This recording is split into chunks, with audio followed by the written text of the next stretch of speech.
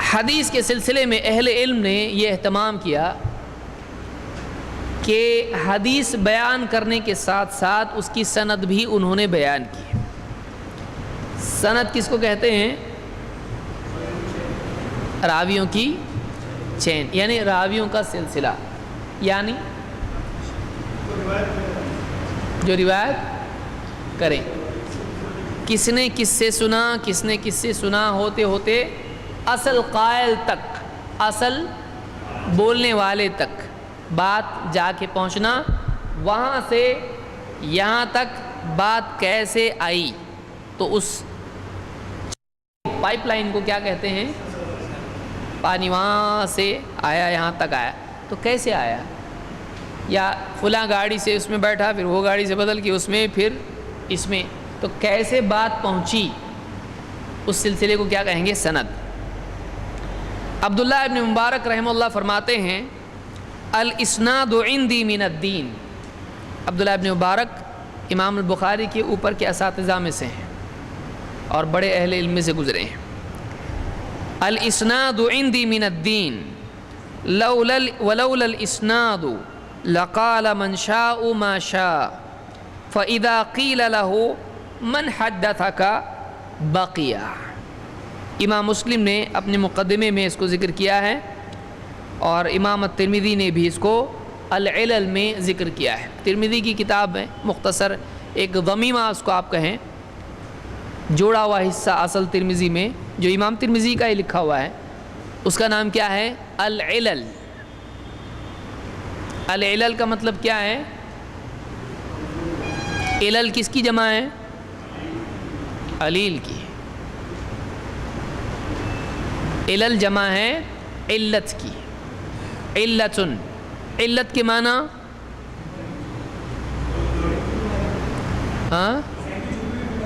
ذہنی بیماری، نوپ، کمزوری۔ علت کے معنی کیا ہے؟ کمزوری یا بیماری کو بھی کہہ سکتے ہیں، لیکن ذہنی بیماری کے لیے نہیں آتا ہے، بیماری کے لیے۔ تو کہتے ہیں کہ الاسناد عندی من الدین، سند یا سند کا بیان کرنا میرے نزدیک دین ہے، دین میں سے ہے۔ عبداللہ ابن مبارک کیا کہہ رہے ہیں؟ اکابر اہل، عبداللہ ابن مبارک پر کسی کی جرح نہیں ہے، بڑے بڑی شخصیات ہیں، کسی نے ان کو معتبر کہا ہوگا، کسی نے ان کو ضعیف کہا ہے، ایسے راوی ہیں، بڑے بڑے لوگ بھی ہیں ایسے۔ عبداللہ ابن مبارک کے بارے میں جھگڑا ہی نہیں ہے۔ آپ کسی بھی کتاب کو اٹھا کے دیکھیں، اس میں ان کے اوپر کسی کی جرح نہیں، تقریباً سبھی مانتے ہیں ان کو، یہ بہت بڑا آدمی ہے، بہت بڑے اہل علم سے گزرے ہیں۔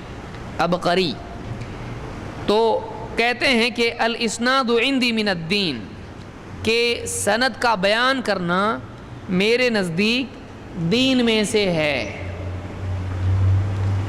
ولولا الاسناد لقال من شاء ما شاء، اگر سند ہی نہیں ہوتی تو جس کے جی میں جو آتا کہہ دیتا۔ فاذا قیل له، لیکن حال یہ ہے اب سندوں کی وجہ سے کہ فاذا قیل له من حدثک، تجھ سے کس نے حدیث بیان کی، بقیا، تو وہ رک جاتا ہے۔ اس کا کیا واقعی بات صحیح ہے؟ آپ بولیں گے دین میں کیسا کیا آ گیا یہ؟ کیا سند کا بیان کرنا، یہ کہہ رہے ہیں کہ میرے نزدیک دین میں سے ہے، کیا یہ بات صحیح ہے؟ بولے تو بات ہی صحیح ہے کہ نہیں؟ ہاں صحیح ہے۔ کیسا کہ دین میں سے ہے؟ آپ بتائیے، آپ کو لگتا ہے دین میں سے ہے؟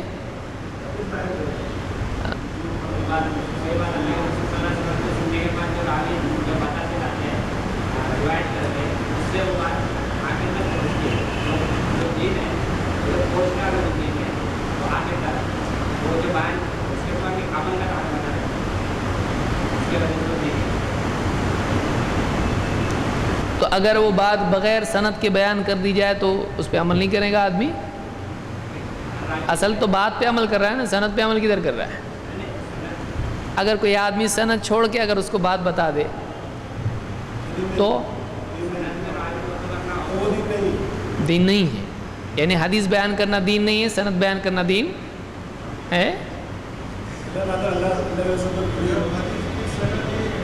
کچھ بول رہے ہیں؟ ہاں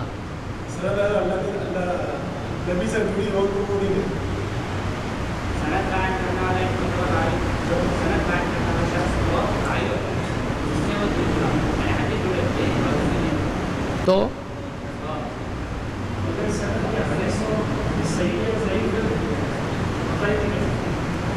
ہاں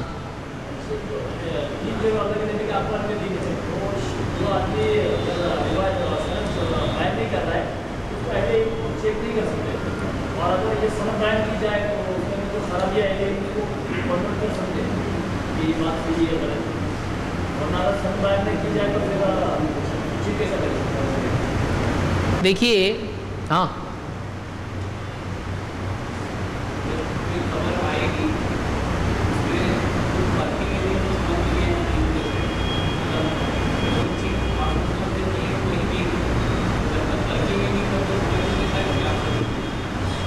صحیح ہے، بات تو آپ لوگوں کی سب کی صحیح ہے، لیکن یہ اجتہادات ہیں، دلیل کہاں ہے؟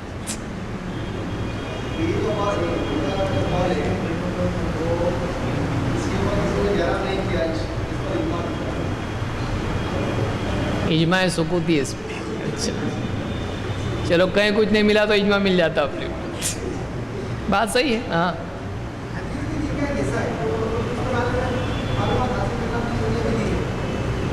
تو اگر کوئی آدمی اگر یعنی سند بیان کیے بغیر حدیث بیان کرتا ہے تو کیا مسئلہ ہے؟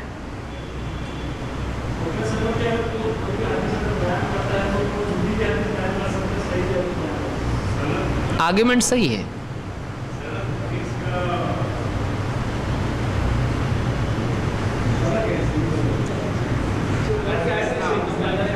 جل تو جلال تو آئی بلا کو ٹال تو.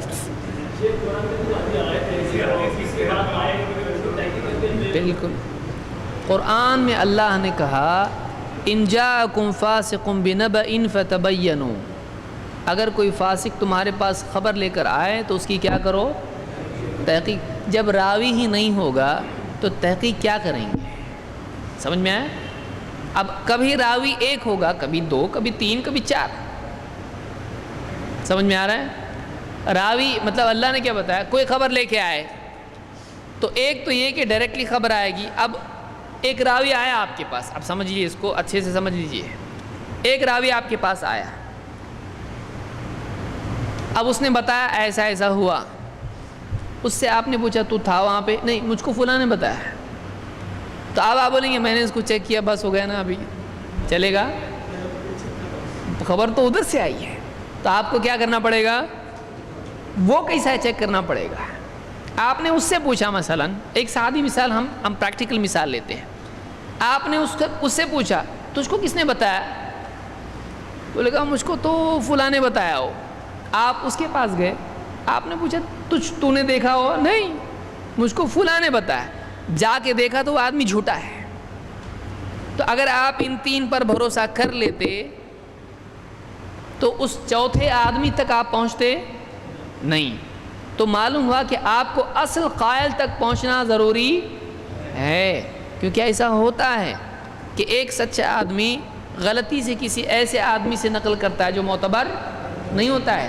تو اصل مسئلہ چاہے ایک آدمی سے آپ سنیں 50 سے سنیں، سمجھ میں آ رہی بات؟ یعنی اصل مسئلہ باقی رہے گا. وہ خبر لانے والا پہلا، دوسرا، تیسرا، چوتھا، پانچواں، پورے لوگ جب تک کہ معتبر نہیں ہوتے ہیں اللہ کا حکم باقی رہے گا کہ ایک آدمی ہے، اس نے دیکھا اور آ کے بتایا. اس ایک آدمی کو آپ نے چیک کیا، مسئلہ حل ہوا کہ نہیں ہوا؟ ہو گیا. لیکن کبھی ایسا نبی کے بارے میں ایسا ہوتا ہے؟ سمجھ میں آ رہی بات؟ آپ کی زندگی کے واقعے میں ہو سکتا ہے ایک آدمی ہو، لیکن اللہ کے رسول صلی اللہ علیہ وسلم کے بارے میں کیا ایک آدمی نے سنا بول دیا اور لکھ دیا؟ ایسا ہوا نہیں. ایک نے دوسرے سے، دوسرے نے تیسرے سے، اس طرح سے ہو رہا ہے. تو اب آپ کو کیا کرنا پڑے گا؟ ہر آدمی کو چیک کرنا پڑے گا، یا پہلے کو چیک کیے ہو گیا میرا کام اور باقی سند کو سلام؟ چلے گا نہیں. بلکہ آپ کو اب کیا کرنا پڑے گا؟ ہر آدمی کو چیک کرنا پڑے گا. تو ایک تو یہ بات معلوم ہوئی ہر راوی کو چیک کرنا ضروری ہے، اس کی دلیل کیا ہے؟ ان جاءکم فاسق بنبأ فتبینوا، تحقیق کرو. تو آپ کو پہلے کے بارے میں ہے، دوسرے کے، تیسرے کے، ہر ایک کے بارے میں ہے. وہ خبر جہاں سے آئی ہے، ایک ہے تو بس، دو ہے تو دو، تین تو تین، 50 تو 50، ہر ایک کی تحقیق کرنی پڑے گی. جب تک کہ سارے معتبر ثابت نہیں ہوتے، خبر قابل قبول نہیں ہے. تو سند کے ہر راوی کو چیک کرنے کی دلیل ملی آپ کو قرآن کی ایک آیت ہے. منقطع کے بارے میں پھر ہم آئیں گے، ابھی ضرورت نہیں اس کی. تو یہاں ایک بات معلوم ہوئی کہ سند کو چیک کرنے کی دلیل یہاں یہ کہہ رہے ہیں سند بیان کرنا میرے نزدیک کیا ہے؟ دین ہے. کیوں؟ اس کے لیے کہ اس کی اصل کہاں ہے؟ قرآن میں ہے، اور حدیث میں بھی ہے کفا بالمرء کذبا ان یحدث بکل ما سمع. آدمی کے جھوٹا ہونے کے لیے اتنا کافی ہے کہ وہ کیا کرے؟ ہر سنی سنائی بات کو بیان کرے. تو کیا کرنا پڑے گا؟ اس کو چیک کرنا پڑے گا یہ بات صحیح ہے یا غلط ہے. سمجھ میں آیا؟ سچ ہے یا جھوٹ ہے. بات جھوٹ کیسے ہوتی ہے؟ تو کوئی آدمی ایسا بیان کرے جو دو میں سے ایک کام کرے، یا تو جان بوجھ کے جھوٹ بولے یا پھر انجانے میں غلطی کرے. تو دیکھنا پڑے گا نا کون بیان کر رہا ہے. ہو سکتا ہے وہ جھوٹا ہو تو اس کی بات لی جائے گی نہیں. تو یہ جو کہہ رہے ہیں کہ الاسناد عندی من الدین، سند کا بیان کرنا، سند کا محفوظ رکھنا، سند کا اہتمام کرنا میرے نزدیک دین میں سے ہے. تو کیا یہ بات واقعی صحیح ہے؟ کیونکہ پورے دین کی خبروں کا قابل اعتبار ہونا یا نہ ہونا کس پر موقوف ہے؟ جیسے آپ کے دور کی ایک خبر بیان کرنے والے پر ڈیپینڈ ہوتی ہے، اللہ کے نبی صلی اللہ علیہ وسلم کی خبریں بھی بیان کرنے والوں کے معتبر یا نہیں معتبر ہونے پر ڈیپینڈ کرتی ہیں. تو ظاہر بات ہے جب یہاں چیک کرنے کا اللہ نے حکم دیا ہے، وہاں بڑا حکم ہے. اب انہوں نے چیک نہیں کیا اور مان لیا چلے گا، اور آپ چیک نہیں کیے نا اس کو، تو آپ کے پاس سند محفوظ ہونا ضروری ہے. کیونکہ آپ ایک آدمی کو ہو سکتا ہے معلوم نہ ہو اس میں معتبر ہے یا نہیں، دوسرے کو معلوم ہو سکتا ہے. وہ آدمی اس کو چیک کرنے کے بعد معلوم پڑے گا. جیسے آپ نے چیک کیا، 1 2 3 4 چیک کرتے گئے، آپ بولے سب میرے نزدیک معتبر ہے، آپ کو نہیں معلوم ہے وہ جھوٹا ہے. ارے بولے اتنی اچھی داڑھی تھی اس کی، کرتا پاجامہ تھا، ایک دم اچھا تھا وہ تو آپ کو دکھا بہت اچھا، سلام بھی کیا، آپ کو چائے بھی پلایا، اور تسبیح پڑھتے بیٹھا آپ کے سامنے. لیکن دوسرا ایک اسی کے علاقے میں رہنے والا تھا، اس نے بولا اچھا وہ کیا، ارے تم کو کیا معلوم ہے، وہ تمہارے سامنے تسبیح پڑھتا ہے لیکن کرتا کیسے کیسے کام ہے آپ کو نہیں معلوم ہے. تو آپ کے نزدیک وہ معتبر ثابت ہوا، لیکن واقعی جو اس کو جانتا ہے وہ بتائے گا معتبر نہیں ہے. تو اگر آپ سند محفوظ نہ رکھیں اور چیک کر کے بول دیں کہ نہیں میرے نزدیک معتبر ہے، چلے گا؟ آپ کو سند کیا کرنی پڑے گی تاکہ دوسرا بھی اس میں غور کرے اور چیک کر سکے کہ واقعی یہ لوگ کون ہیں. یہ کام کس نے کیا؟ محدثین نے کیا. ایک تو یہ استدلال ہے. دوسرا صحابہ سے بھی اس کا ثبوت ملتا ہے. اسی لیے عبداللہ ابن مسعود رضی اللہ تعالیٰ عنہ نے کہا حدثنی الصادق المصدوق، مجھ سے ایسے نے حدیث بیان کی جو سچے ہیں اور اللہ نے آپ کو سچا قرار دیا ہے کہ ایسا ایسا ایسا ہوا. تو صحابی نے بتایا کہ مجھ سے حدیث اللہ کے نبی صلی اللہ علیہ وسلم نے بیان کی، تو یہ کیا ہوا؟ سند بیان، اور آپ نے ایسی ایسی بات بیان کی. تو امام البخاری نے صحیح بخاری میں ذکر کیا ہے قول المحدث حدثنا اخبرنا کذا و کذا، کہ یہ کہاں سے بولتے ہیں محدثین، ہم سے حدیث بیان کی فلاں نے، اس سے فلاں نے، کہاں سے لائے؟ آج بھی آپ کو کوئی بولے گا نا، آپ بھی سب کو پوچھ رہے تو آپ کو بھی تو قوم پوچھنے والی نا. ٹھیک ہے، یہ بتاؤ فقہا کے اجتہاد کو آپ نہیں مانتے، کہاں سے لائے بتاؤ، ہم کو بول رہے آپ بتاؤ کہاں سے لائے یہ سند؟ قرآن میں ہے سند بیان کرو، حدیث میں ہے سند بیان کرو، کہاں سے لائے آپ؟ یہ راوی اور یہ کہاں سے لا رہے آپ لوگ؟ بتاؤ. آپ کو بولنے آنا چاہیے کہ صحابی، آپ بخاری اگر آپ کے پاس ہے، آپ جائیے اور کتاب العلم اس میں کھولیے، شروعات میں آپ کو مل جائے گا۔ امام البخاری نے باب قائم کیا ہے، وہ جو حدیث ہے، کون سی حدیث؟ 40 دن ماں کے پیٹ میں نطفہ کی شکل میں ہوتا ہے، علقہ مضغہ کی شکل میں ہوتا ہے۔ اس میں صحابی نے بیان کیا، عبداللہ ابن مسعود کہتے ہیں مجھ سے حدیث بیان کی اللہ کے نبی صلی اللہ علیہ وسلم نے۔ تو حدثنا یہ لفظ صحابہ نے استعمال کیا ہے، وہاں سے ہم محدثین نے لیا کہ ہم بھی بولیں گے ایسے ہی۔ دیکھیے تو یہ طریقہ، یہ ہر چیز کے لیے ایویڈنس ہونا چاہیے، اور ایویڈنس ہوتا ہے، ہمارے پاس نہیں ہوتا ہے اس لیے ہم چکراتے ہیں۔ ٹھیک ہے، فاسألوا اہل الذکر ان کنتم لا تعلمون۔ تو محدثین نے ہر چیز کا اہتمام کیا کہ ہم کیا کر رہے ہیں، اس کی بنیاد مضبوط ہونا چاہیے۔ بہرحال تو ایک بات یہ معلوم ہوئی کہ انہوں نے کہا کہ الاسناد عندی من الدین، کہ سند یا سند بیان کرنا یا سند کا اہتمام کرنا، محفوظ رکھنا، کیا ہے میرے نزدیک دین میں سے۔ دو وجہ سے، ایک تو اللہ نے حکم دیا، رسول نے اس کا، صحابہ نے اہتمام کیا اس کا۔ دوسرے یہ کہ دین کی حفاظت کا مقتضا ہے یہ، یعنی اس پر دین کی حفاظت ڈیپینڈ کرتی ہے۔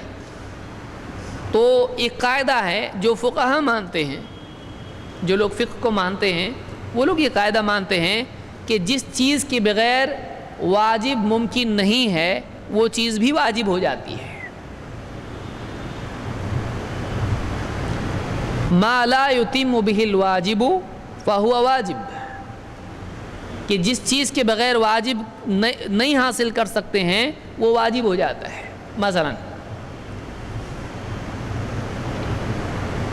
آپ پر حج فرض ہو گیا، یعنی آپ کے پاس اتنا مال ہے اور آپ کے پاس صرف ایک راستہ ہے پلین میں بیٹھ کے جانا،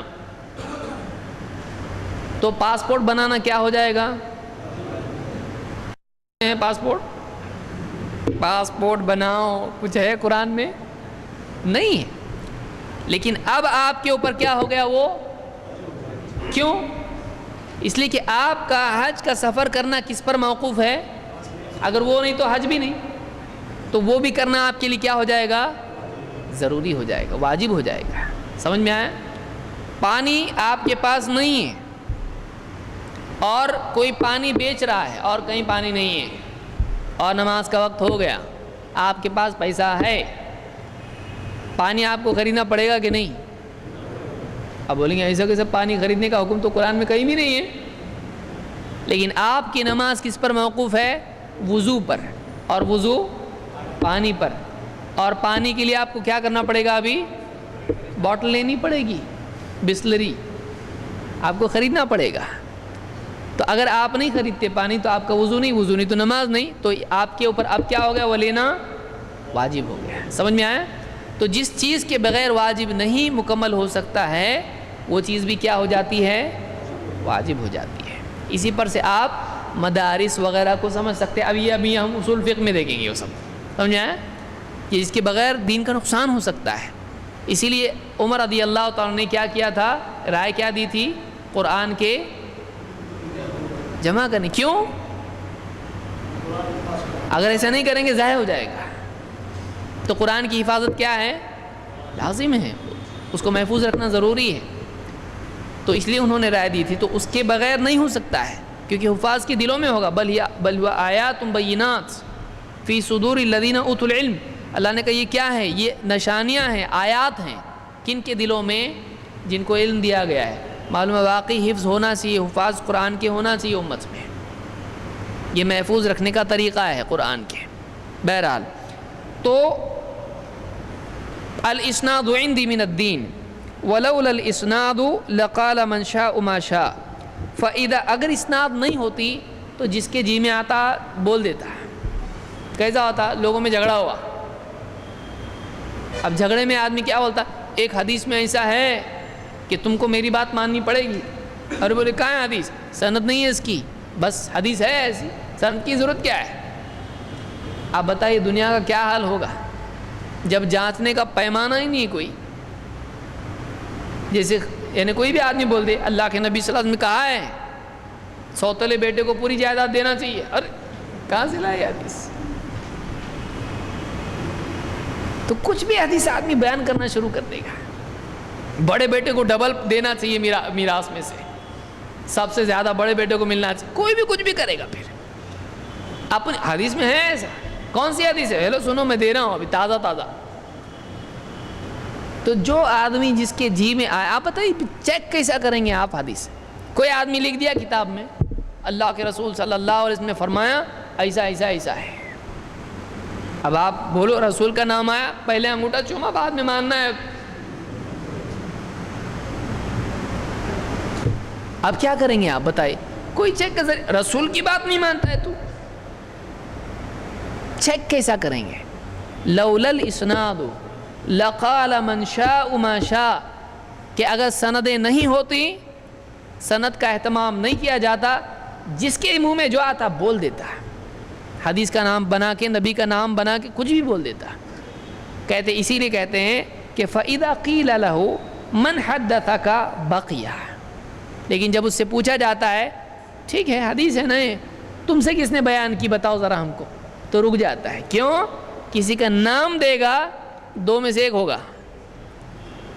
اب یہ جھوٹ بول رہا ہے اگر مثلا, یا تو معتبر کا نام دے گا یا تو غیر معتبر کا نام دے گا. صحیح, معتبر کا نام دے گا تو جا کے پوچھیں گے آپ نے حدیث بیان کی؟ بولیں گا نہیں بالکل نہیں, میں اللہ کی پناہ میں کیوں بیان کروں ایسی حدیث, یہ جھوٹا ثابت ہو گیا. غیر معتبر کا دے گا, اچھا وہ بیان کیا گیا, وہ تو معتبر ہی نہیں ہے, گئی حدیث. تو فَإِذَا قِيلَ لَهُ مَنْ حَدَّثَكَ, جب اس سے پوچھا جاتا کون بتایا تیرے کو حدیث, بتا, بقیہ, رک جاتا ہو. اب کیا ہو گیا؟ پھنس گیا, مثلا پھنس گیا ہو, بقیہ رک جاتا ہے وہ. تو آج بھی کسی سے کوئی حدیث بیان کیا, ارے حدیث میں ایسا بھی آیا ہے, کون سی کتاب میں حدیث ذرا بتائیں گے؟ وہ ایک کتاب میں ہے, کوئی تو بھی لال کتاب ہے, کوئی ہری کتاب ہے. یا ہم نے سنا بڑوں سے, کون بڑے ہو ذرا نام بتاؤ, میں جا کے پوچھتا ہوں ان کو, فون کر کے پوچھتا ہوں ان کو. اب اتنے بڑے ہم کو کیا یاد رہتا ہے کس سے سنا, نہیں چلے گا. تو معتبر مآخذ سے علم حاصل کرنا چاہیے. یہ بہت اہم قول ہے جو عبداللہ ابن مبارک کا ہے. اس سے معلوم ہوتا ہے کہ سند کا اہتمام کرنا یہ واجب تھا, اور آج بھی اس کا اہتمام کرنا لازم ہے ان لوگوں پر جو اس کا اہتمام کر سکتے ہیں. ویسے آج کتابوں میں سندیں آ چکی ہیں, اب کتابوں کی حفاظت کرنا ہے, ان کو باقی رکھنا ہے.